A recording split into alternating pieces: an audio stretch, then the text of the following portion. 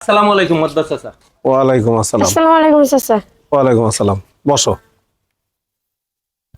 আচ্ছা ফিরোজ মিয়া, আমার কাছে কেন আসলা আর আমাকে দেরি বা কেন করতে বললা?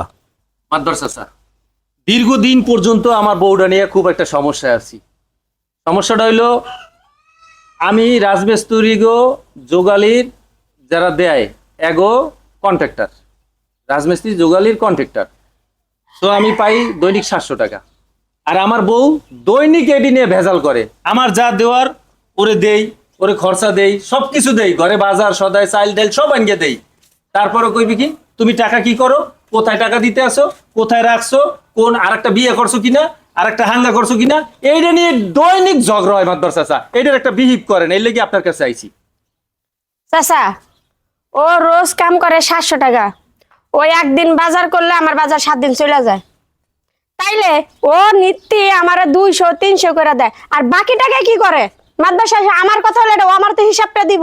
আমি এই টাকাটা এই জায়গায় ভাঙতেছি বা এটা করে ওরা চাইলে ওকে আমি ভাঙছি, তো ভাঙছোটা কোন এটা কি বলতে হবে না চাচা? আমাদের তো একটা ভবিষ্যৎ আছে নাকি? ও কিচ্ছু বলে না, তাহলে ওর সাথে ঝগড়াটা করবো না কি করবো চাচা আপনি বলেন। মাদ্দার চাচা, আমার বাপ আছে, মা আছে গ্রামের বাড়িতে। আমি 200 টাকা আমি এখান থেকে আয় কইরা বাপ মারে দিই। আমার একটা ছোট্ট বোন আছে, সে বোনটা অন্ধ, তার জন্য আমি কিছু টাকা পাঠাই। এখন সব হিস্টোরি যদি ওর কাছে ভাঙ্গিয়া বল দিই তাহলে তো তেলে বেগুনে জ্বলবে, মাইয়া মানুষ, এর লেগে আমি ওর কাছে বলি না। এই জন্য মনে করেন আমি টাকা কিছু টাকা আমার বাপ মারে দেই, কারণ এটা দেই কা, এটাও সহ্য করতে পারে না। এটা হলো আসল কথা মাদ্দার চাচা।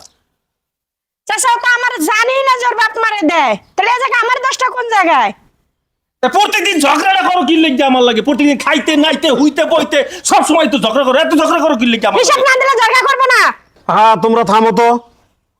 তোমরা আমার কাছে আসছো না, হ্যাঁ চাচা, আমাকে কি তোমরা মাতবার মানো? অবশ্যই মানি চাচা। এখন বৌমা শোনো, তোমার বাবা মা থাকলে, তোমার যদি একটা অন্ধ বোন থাকতো, তখন তুমি তাদেরকে খরচপত্র দিতা না? বলো। দিতাম। এই অসহায় বাবা মা এবং অসহায় অন্ধ বোন, এদের পিছে দাঁড়ানোর জন্য তুমি যেরকম আপ্রাণ চেষ্টা করতা, এরকম তোমার স্বামীও তার অসহায় বাবা মা, অন্ধ বোন, তাদের পিছনে দাঁড়াবারও চেষ্টা করতেছে। এতে তো দোষের কিছু নাই বৌমা। এটা নিয়ে শুধু নিজেদের মধ্যে কেন কলহ করো? সংসারে কলহ করা ভালো না মা।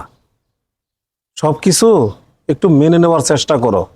কখনো কখনো বৌমা জানো কি, ত্যাগ করতে হয়। যদি তুমি ত্যাগ করতে পারো তাহলেই তুমি তার স্বাদ গ্রহণ করতে পারবা। এটাই হচ্ছে নিয়ম। তোমরা আর ঝগড়া করো না বৌমা, ঝগড়া করা ভালো নয়, মানুষ খারাপ বলবে। আমার ভুল হয়ে গেছে চাচা। আসলে আমার মনে হয় এরকম করাটা ঠিক হয় নাই, কারণ আমার বাবা মা থাকলে আমি যেরকম করতাম ওরও তোর বাবা মা। তো চাচা আমার ভুল হয়ে গেছে।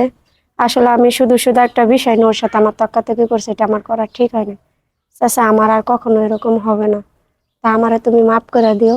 আমি আর কখনো তোমার সাথে ঝগড়া করবো না।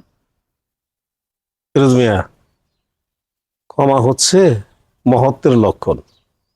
তুমি তোমার স্ত্রীকে ক্ষমা করে দাও।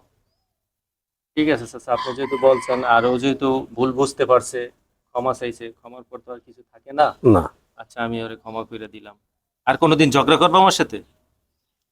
আর করবে না তো। তুমি আবার প্রশ্ন করতেছে কেন? আচ্ছা ঠিক যাও, আছে, বাড়িতে যাও। করলে চলো। বৌমা আচ্ছা, আচ্ছা। যাও, বাড়িতে আচ্ছা যাও। চাচা আসে। আসি, আসসালামু আলাইকুম। ওয়ালাইকুম আসসালামু আসসালাম। আলাইকুম চাচা। ওয়ালাইকুম আসসালাম। এটা পোলার বাদ। কেমন পারিবারিক সালিশ করতে করতে আমার মাতাব্বরি জিন্দেগি পার হয়ে যাবে। এই পারিবারিক সালিশ কবে যে বন্ধ হবে আমাদের দেশে, আল্লাহ মানো।